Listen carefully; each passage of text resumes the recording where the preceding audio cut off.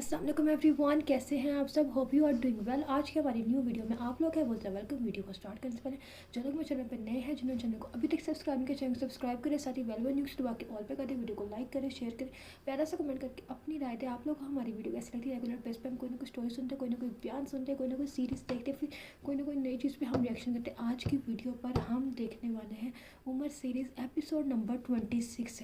Last time 25 देखा है, तो थोड़े से एपिसोड रह गए, तो मैंने कहा क्यों ना रेगुलर बेस पर हम अपने एपिसोड्स देखें और देखें इनमें क्या हो रहा है। सो वही सारे बैटल्स चल रहे हैं जो उनसे हमने दी कोहिस्तानी की वीडियोस में देखे हैं और रैली मकतूब की वीडियोस में हमने सब देखा है। आज की वीडियो पे हम वही देखने वाले हैं, बट से एक मूवी के तौर पर। सो करते हैं अपनी वीडियो को स्टार्ट, देखते हैं Umar series episode number 26।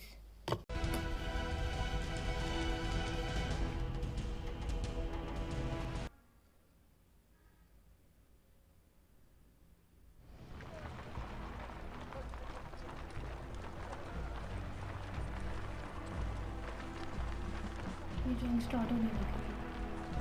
Qadisiyyah.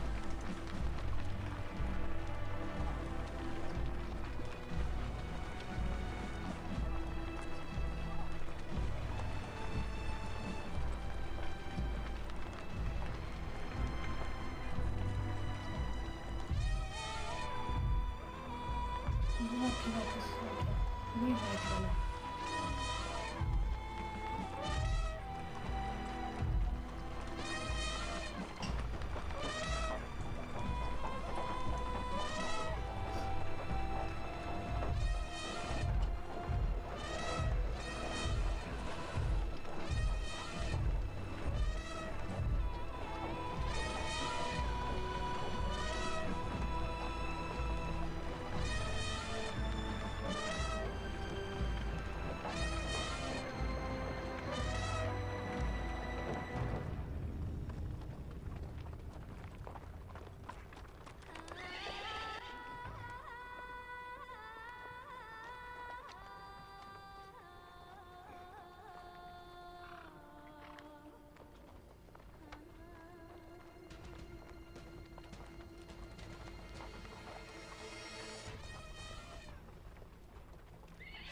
Okay, अब लोगों की जंग स्टार्ट आ गया आमने सामने।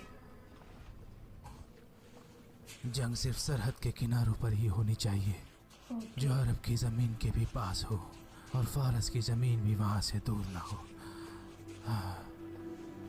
अल्लाह हमें कामयाबी अता करे। ओके। अगर अल्लाह मुसलमानों को फतेह देता है तो फारस भी मुसलमानों की मिल्कियत में शामिल हो जाएगा, और अगर ऐसा ना हुआ तो वापस आकर अपने गिरोह में शामिल हो जाएंगे और उन्हें रास्तों का सही से पता होगा, और एक बार फिर से इकट्ठे होकर वो जंग के लिए तैयार हो जाएंगे। ओके। अमीरुल मोमिनीन ने भी मुझे कुछ ऐसी ही नसीहत दी थी। हम जल्द ही अल-कादिसिया में होंगे इंशाअल्लाह। अल-कादसिया।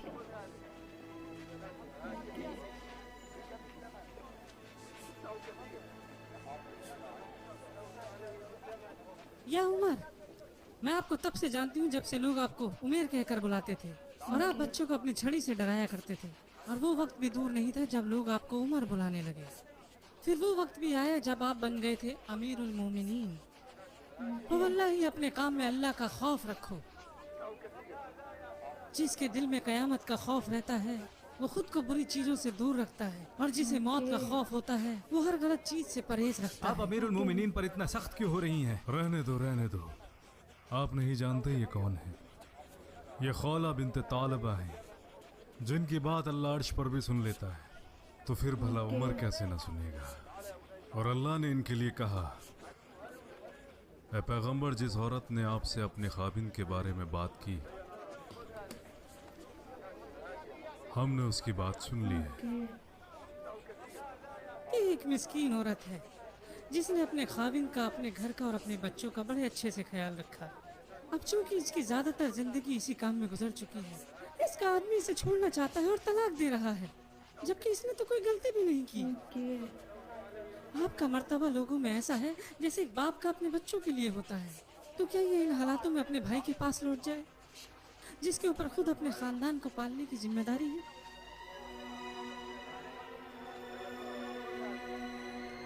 तुम मैंने सुना है तुम अपनी बीवी से अलहदा होना चाहते हो और उसे तलाक देने की बात कर रहे हो, जबकि सब उसके अच्छे अखलाक और तकवा की गवाही देते हैं। क्या उन्होंने कभी तुमसे कोई बगावत की है या फिर तुम्हें उसके किरदार के बारे में कोई शिकायत है जिसकी वजह से तुम तलाक देना चाहते हो? ना वल्लाही, मैं आपसे सच बात ही कहूँगा, वो अच्छे अखलाक वाली है अमीरुल मोमिनीन, जैसा आपने फरमाया, लेकिन अब मुझे उससे मोहब्बत नहीं। क्या सारे घरों की बुनियाद अब सिर्फ मोहब्बत है? सीरियसली? तो फिर तुम्हारी हमदर्दी और नरम दिली का क्या? क्या पहली बार शादी करने के लिए किसी ने तुमसे जबरदस्ती की थी? देखो भाई, जब हम शादी करते हैं तो अपनी बीवी से एक मजबूत रिश्ता कायम करते हैं। वो औरत जो शदीद तकलीफ के बाद हमारे बच्चों का भी ख्याल रखती है, जो पाल पोस कर उन्हें बड़ा करती है और बीमार होने पर उनकी तीमारदारी करती है, हत्ता कि अपनी जवानी और सेहत को भी भूल जाती है। तो ये कौन सा इंसाफ है कि अगर तो उसका शौहर उसे छोड़ने का मन बना ले? तो क्या हो कि अगर वो भी अपने आप को संवारने और खूबसूरत बनाने में अपने घर और बच्चों से गाफिल हो जाए, तो सबसे पहले उसका खाविंद ही सामने आएगा और कहेगा, क्या ही बदतरीन औरत है जो ना अपने घर का ख्याल करती है ना बच्चों का। तो कहाँ जाएगी वो? तब तुम्हारी ईमानदारी और वफादारी का क्या? औरतों से बुरा सलूक करने से पहले अपने अल्लाह से डरो। बेशक।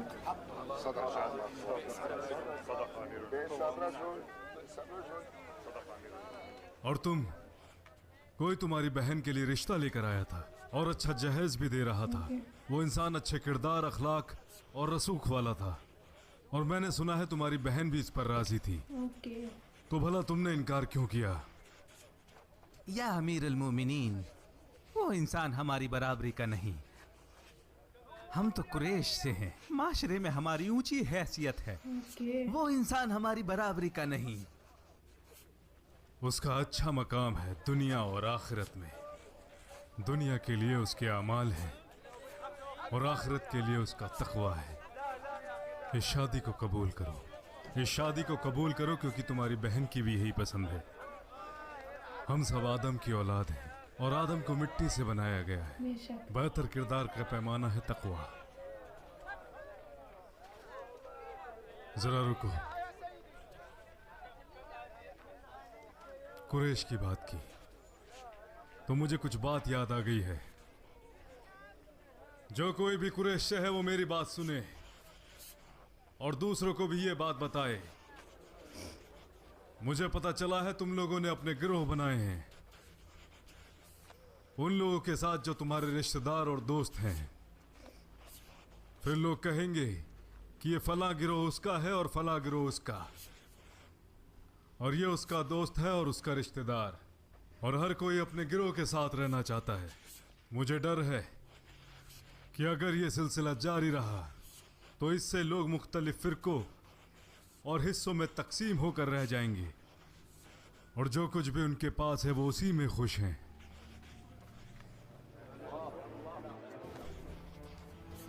अगर मुस्लिम मुआशरे के सामने कोई बड़ी मुसीबत या हादसे के आसार आते हैं तो लोग फैसले के लिए अपनी अपनी मजलिसों में जाएंगे।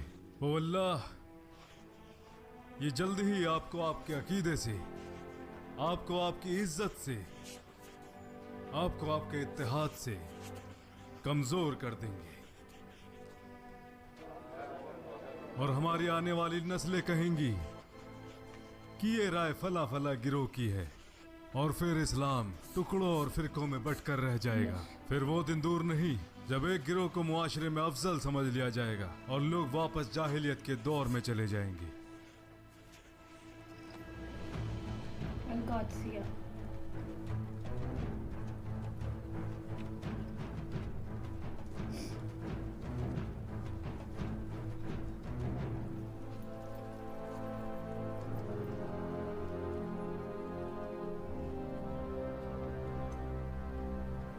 जहां तक टांग की बात है, आपकी नसों में बीमारी है, और जहां तक ये सुर्खदानों की बात है, इनका मुझे इल्म नहीं। हो सकता है यहाँ की आबो हवा आपको रास ना आई हो।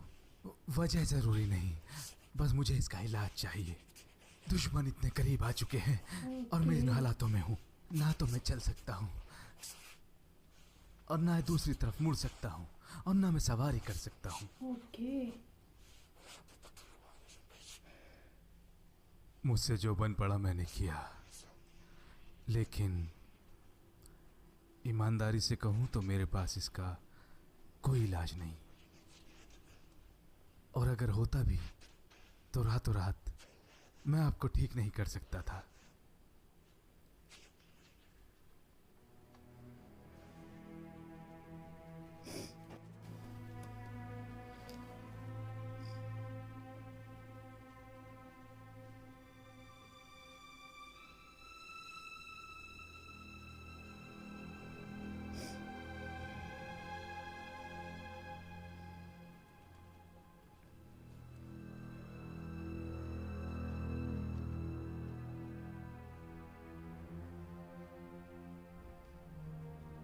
अब मैं क्या करूं?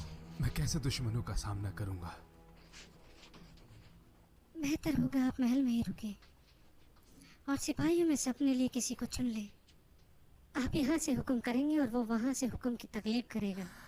और अगर जंग शुरू हो गई तब भी अलकदीसिया का रास्ता इस महल और दरिया से होकर जाता है। जब जंग शुरू होगी तब आप बाहर से खड़े होकर लोगों को देख सकते हैं, और यही करें। आप कारिंदे के हाथों अपनी हिदायत लोगों तक भेज दें ताकि फौज को पैगाम मिल जाए। लेकिन मैं खुद तो नहीं लड़ पाऊंगा ना। उससे क्या फर्क पड़ेगा जब आप सिपह सलार हैं। सिपह सलार का असली काम जंग के हालातों का जायजा लेना है। ला हौल वला कुव्वत इल्ला बिल्लाह, ला हौल वला कुव्वत इल्ला बिल्लाह। मैं दुआ करूंगी आप ठीक हो जाएंगे। अल्लाहु अकबर। सलमा, तुम यहाँ महफूज नहीं हो, जंग शुरू ही होने वाली है। मेरी बात मानो, तुम औरतों के खेमे में चली जाओ और उनके साथ ही रहना।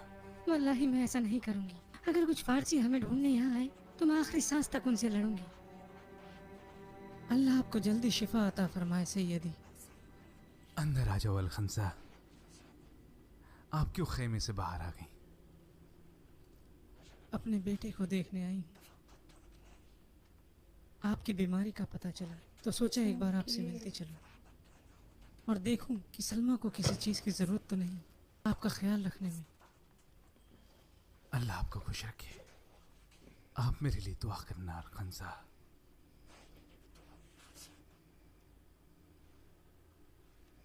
मुझे बताओ, आपने क्या किया जब आप अमीरुल मोमिनीन से हज के दौरान मिली?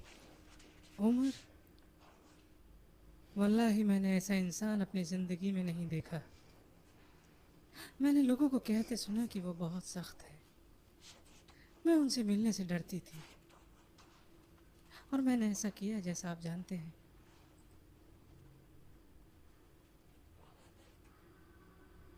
जाहिलियत के पुराने दिनों में मैंने कसम खाई थी कि मैं अपने भाई सखर का मातम नहीं मनाऊंगी, और इस्लाम में भी मैंने ये चलन जारी रखा।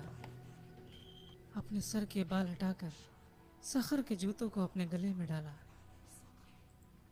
लोगों ने इल्ज़ाम लगाया कि ये सब इस्लाम में हराम है, लेकिन मैंने ध्यान नहीं दिया। जैसा चलता रहा चलने दो, जब तक कि मैंने उमर से शिकायत न की। वो मिले काबे में तवाफ के दौरान। फवल्लाही ना उन्होंने कुछ कहा ना ज़बरदस्ती की, सिर्फ ये कहा, खुनस, तुम्हारी आंखों से इतने आंसू क्यों बहते हैं? मैंने कहा, मैं मुद्दर के सरदार के लिए रोती हूँ। कहा, ये वो लोग हैं जो जाहिलियत के दौर में मर गए। मैंने कहा, मैं उनके लिए रोती थी ताकि उनका बदला ले सकूं। अब रोती हूँ क्योंकि वो जहन्नम चले गए। कहा, अच्छा मुझे सखर के कुछ शेर सुनाओ। मैंने कहा, पुराने या नए सुनना चाहेंगे? कहा, क्या कुछ नया भी है? मैंने कहा, हाँ, मेरी आंखों से उनके लिए आंसू नहीं रुकते।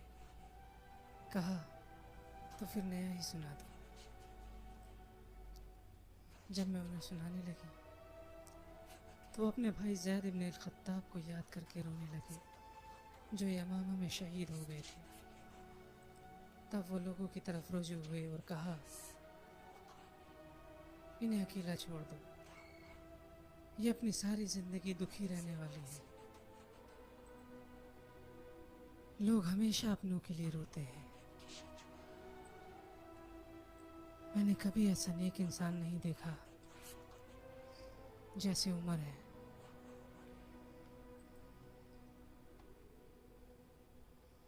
तो क्या आपने जाहिलियत के दिनों को याद करना छोड़ दिया? हाँ, वो बाद में उम्मुल मोमिनीन आयशा से मिलने के बाद उन्होंने मुझे समझाया और कहा, मैंने रसूलुल्लाह को खो दिया सल्लल्लाहु अलैहि वसल्लम, बेशक। जो लोगों में सबसे आला थे। लेकिन मैंने उतना ही मातम मनाया जिसकी इजाज़त इस्लाम देता है। मुझे सुनकर बहुत अच्छा लगा। इससे मेरा थोड़ा बहुत दर्द कम हो गया।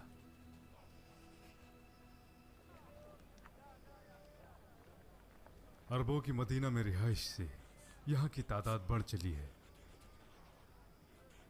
मस्जिद रसूलुल्लाह में भी जगह कम होती जा रही है।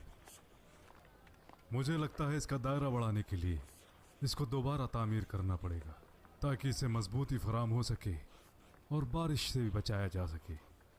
क्या सोचते हो? दायरा तो बढ़ाना पड़ेगा, लेकिन हम कितना दायरा बढ़ाएंगे? मैंने इस बारे में सोचा है। मेरे ख्याल की किबला की जानिब से 10 गज, 20 गज मगरिब की तरफ से और शमाल की तरफ से। या अमीर अल-मोमिनीन, मेरे साथ चलें और उबैदिल्लाह इब्ने साद से मेरी मदद करें। उसने नाइंसाफी की है। तुम्हें दिखता नहीं मैं अपने असहाबाओं के साथ मशरूफ हूँ। जब मैं तुम लोगों के पास आता हूँ तो तुम्हारे पास कोई काम नहीं, और जब मैं मुसलमानों के काम में मसरूफ होता हूँ तुम चले आते हो। मैंने क्या गलती की है? क्या गलती की है मैंने? आप शुमाल की बात कर रहे थे। ला हौला वला कुव्वता इल्ला बिल्लाह। ये तुमने क्या किया उमर? असलम, उस आदमी के पीछे जाओ और उसे लेकर आओ अभी।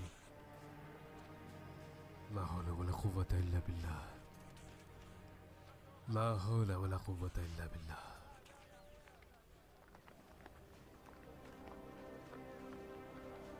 अरे सुनो भाई,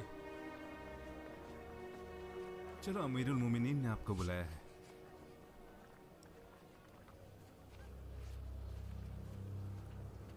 आपने पहले ही सजा दे दी अमीरुल मोमिनीन, तो अब क्या चाहते हैं? ये छड़ी लो और मारो मुझे जैसे मैंने तुम्हें मारा था। जैसा कहा है वैसा करो, वरना मेरे इस गुनाह की जवाबदेही अल्लाह के सामने होगी।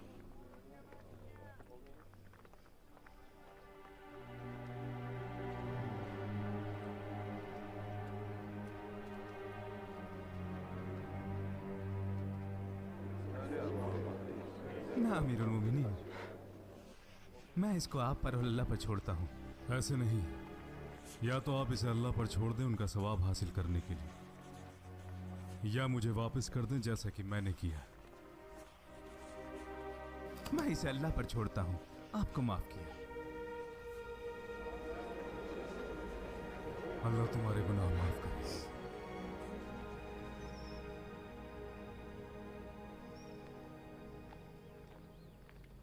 इब्न अल-खत्ताब,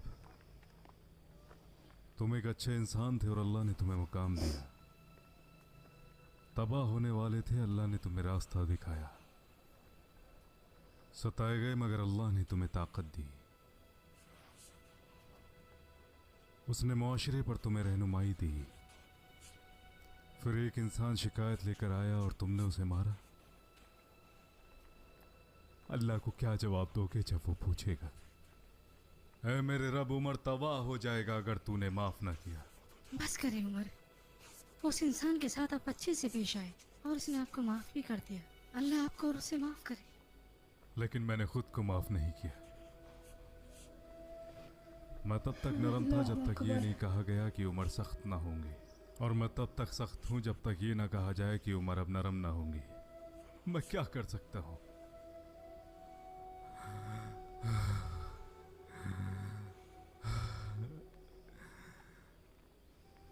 अल्लाह अबू बकर पर रहम करे।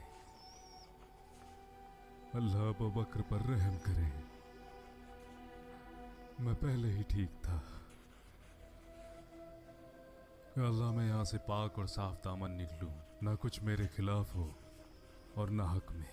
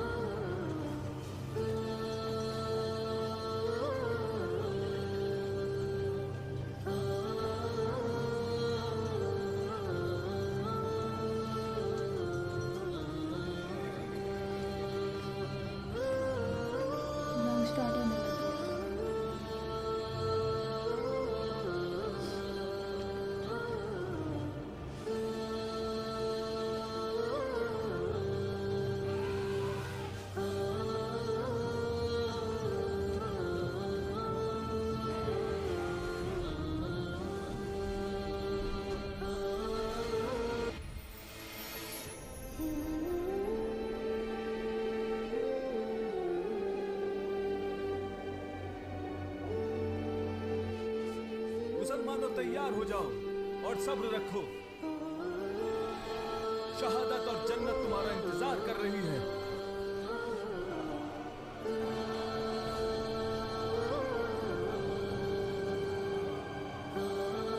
लीड कौन कर रहा है?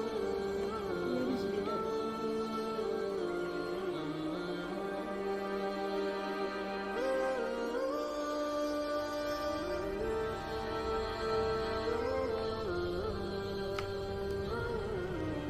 खालिद बिन वलीद भी है इसमें क्या?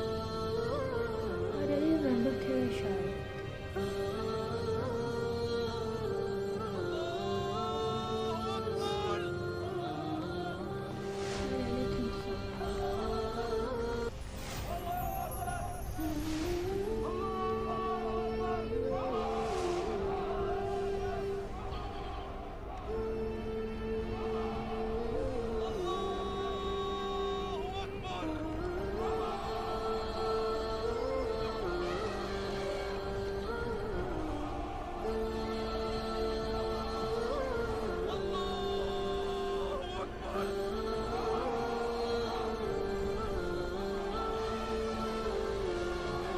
हैरानगी से देख क्या रहे हैं?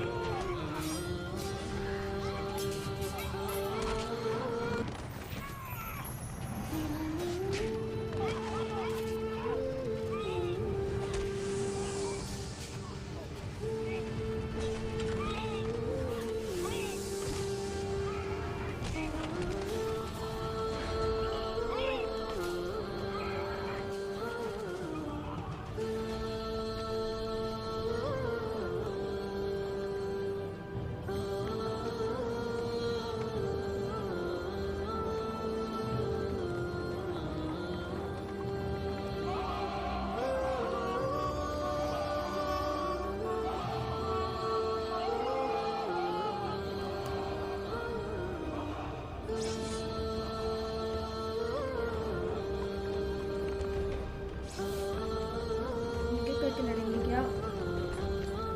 स्टार्ट करो तो खत्म करो जल्दी से।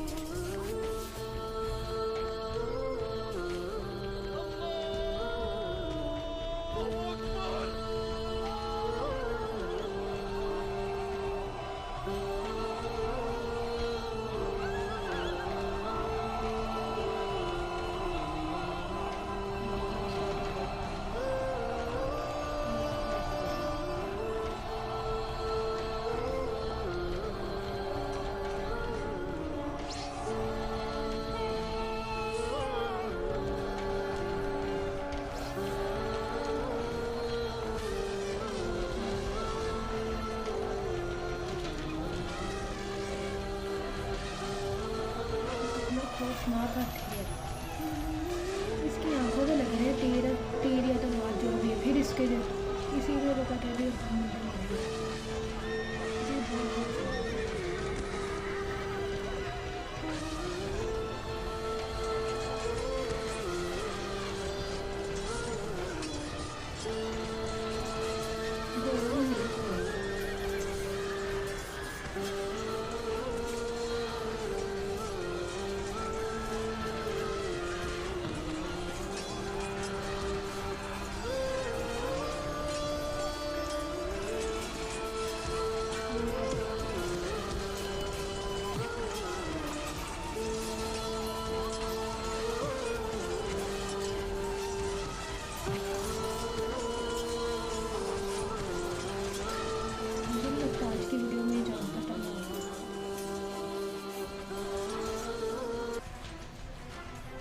जल्दी मेरा फरमान तमीम तक पहुंचाओ।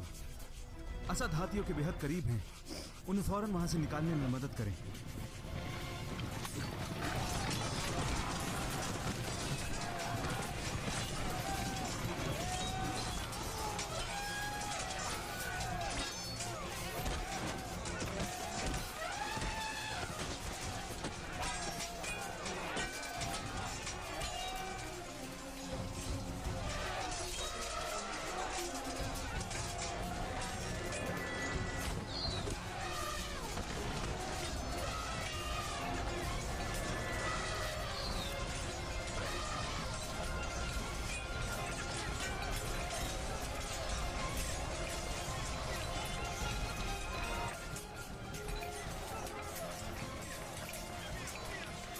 तुम कितने बहादुर हुए तमीम, और तुम कितने जाबाज हुए असद।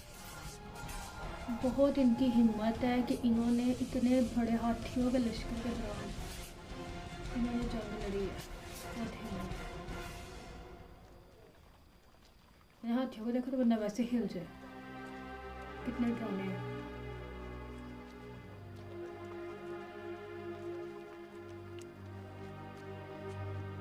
आज आप लोगों ने अल्लाह की राह में बड़ा अच्छा काम किया है।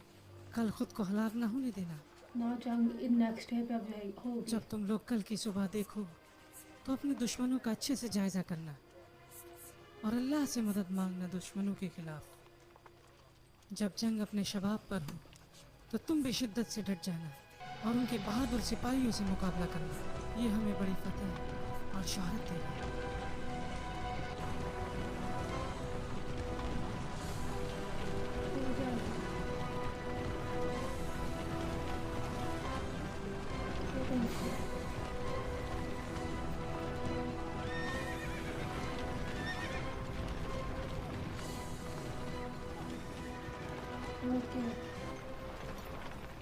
या माहशरल मुस्लिमीन, हम अपने भाइयों के पास कादिसिया पहुंचने ही वाले हैं। बेहतर होगा हम एक साथ उनसे आकर न जुड़े, बल्कि खुद को 10 टुकड़ों में बांटकर हर टुकड़ी में 100 आदमी,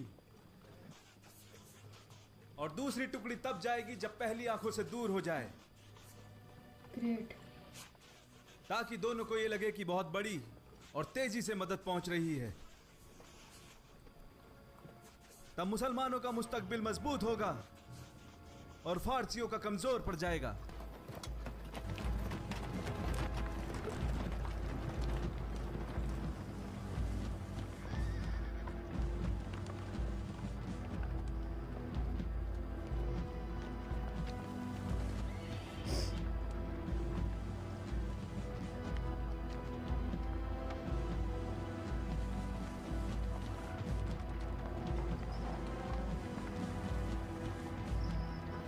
ये डे बाय डे चल रही है वो।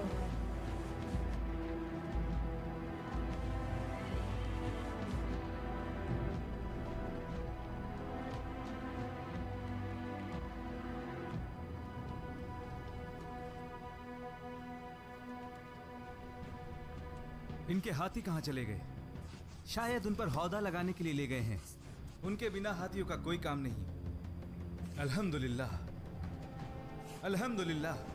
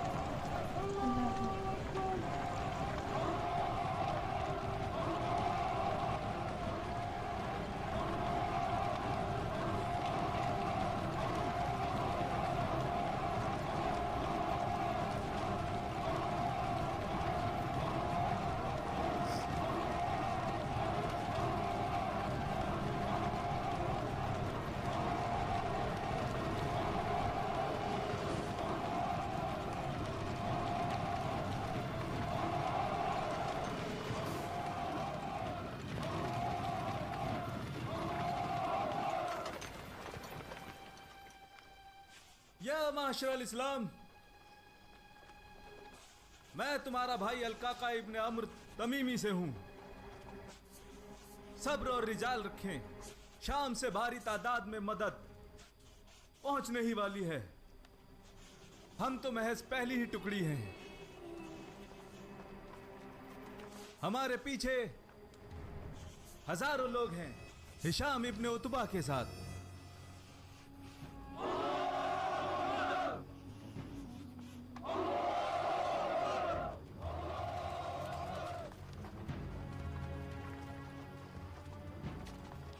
मरहबा अलकाका, मरहबा मेरे भाई तमीम। अबू बकर सिद्दीक ने कहा था, वल्लाही जिस फौज में अलकाका हो वो कभी नहीं हार सकती। आपके भतीजे हिशाम इब्न उतबा ने मुझे पहले ही भेज दिया। हम पहले पहुंच गए और बाकी लोग पीछे आ रहे हैं।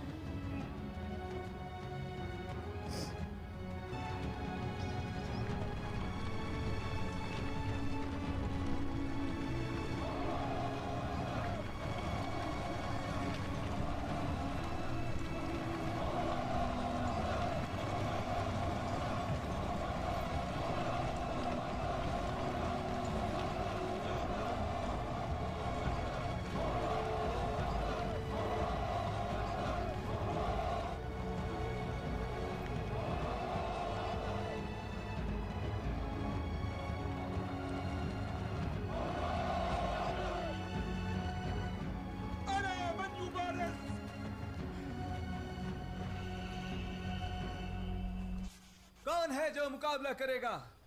ये आएगा। है कोई?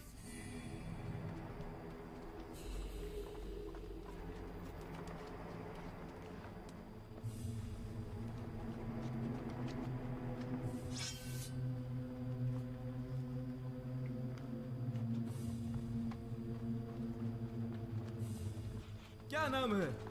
मैं बामान जताविया हूं। अबू उबैद और उसके साथियों को पुल पर मारने के लिए बदला लूंगा। ये तो पहले ही डरा हुआ है।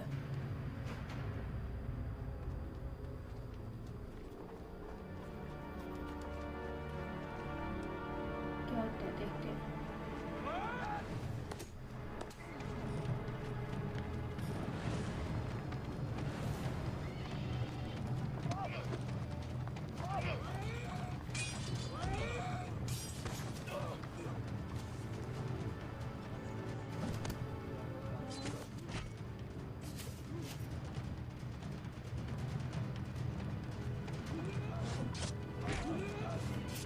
अल्लाहु अकबर।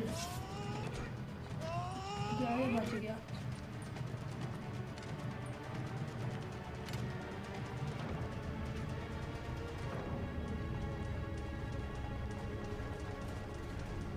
उसी के अंदर उतार दिया मुझे लग रहा है। कौन गया देखते हैं।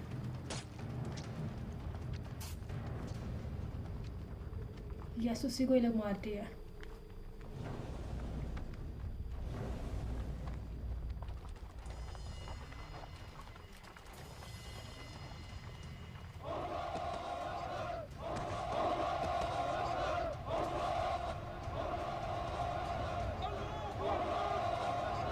अल्लाहू अकबर, अल्लाहू अकबर।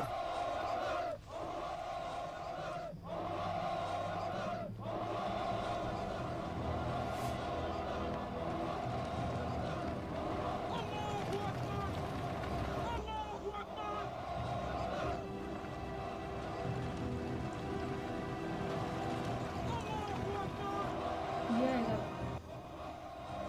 ये है कोई और? है कोई और जो मुझसे मुकाबला करेगा?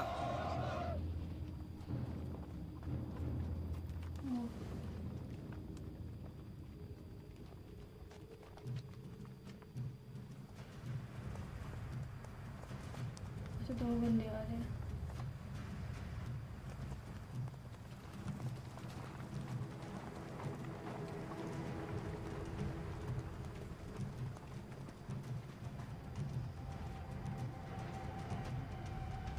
ये तो गया।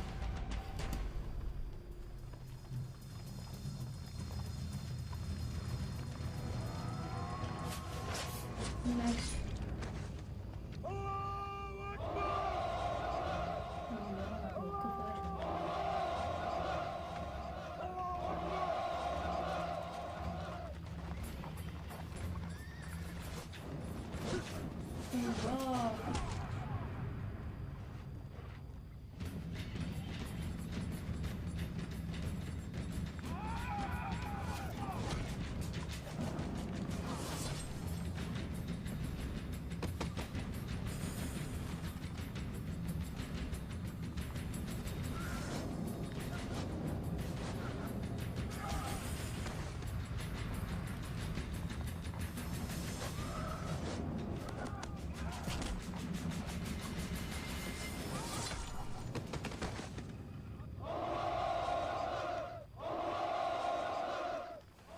वल्लाही आप बहुत जाबाज हैं काका। उनके 2 सिपाही सालार मारे गए और तीसरा भी। ये एक करके अब भेजेंगे।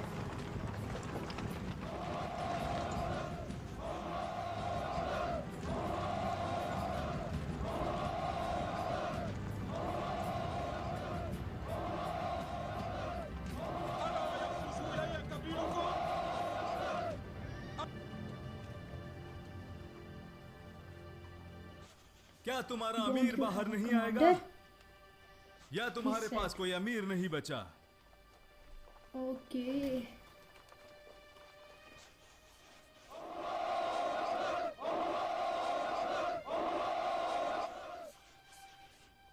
या माशरल मुस्लिमीन, तलवार लेकर आगे बढ़ो, मंजिल बस करीब है। कमांडर निंगागा बॉर्डर वो उधर ही है।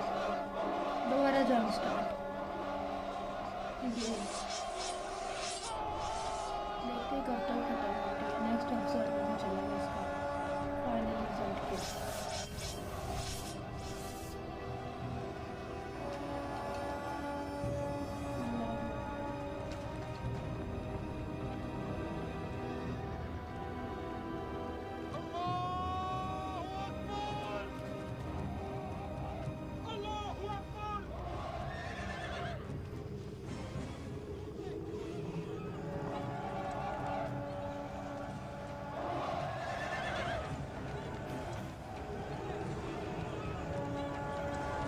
अभी तक खालिद बिन वलीद की फौज यहाँ पर नहीं आई थी। देख लिया ना, वो नहीं नेक्स्ट बात करेंगे।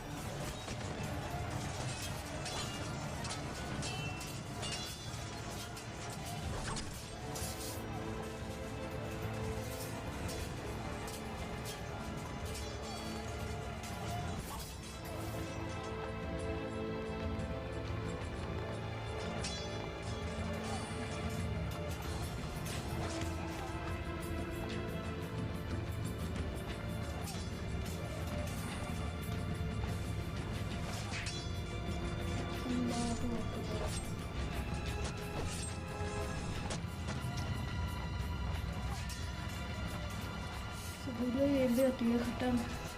अल्लाह अकबर।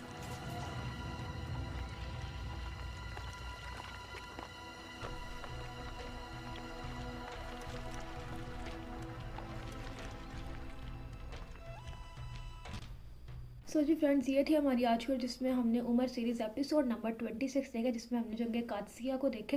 और अभी स्टिल चल रही है, ये नहीं है ख़त्म हो चुकी है, क्योंकि अभी बहुत ज़्यादा लंबी चलनी थी। जिसमें पहले दिन इनके घोड़ों ने ही इनके काफ़ी लोगों को मार दिया वो, क्योंकि वो इतने बड़े बड़े तो थे।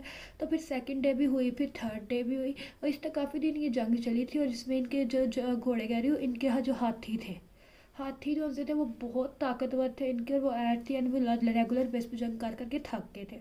इसकी वजह से वो जब पीछे हुए, फिर उसके बाद इन्होंने एक स्कीम भी सेट करनी है कि इन हाथियों का वैसे कुछ नहीं हो सकता, स्पेशली उस वाइट वाले एलिफेंट का, उसको वैसे कुछ नहीं किया जा सकता। तो उसकी आंखों पे हम तीर मारते हैं, और जब तीर उसकी आंखों पे लगेंगे ना, तब जाके वो अपनी ही फ़ौज के ऊपर चढ़े भागेगा, अपनी फ़ौज की तरफ भागेगा, और उनको आपको अपनी फ़ौज का ही नुकसान हो जाएगा। तो ऐसा कुछ ये सीन था जंग कादसिया का। लेकिन नेक्स्ट वीडियो में हम देखेंगे क्या होता है, क्या दिखाते हैं हमें।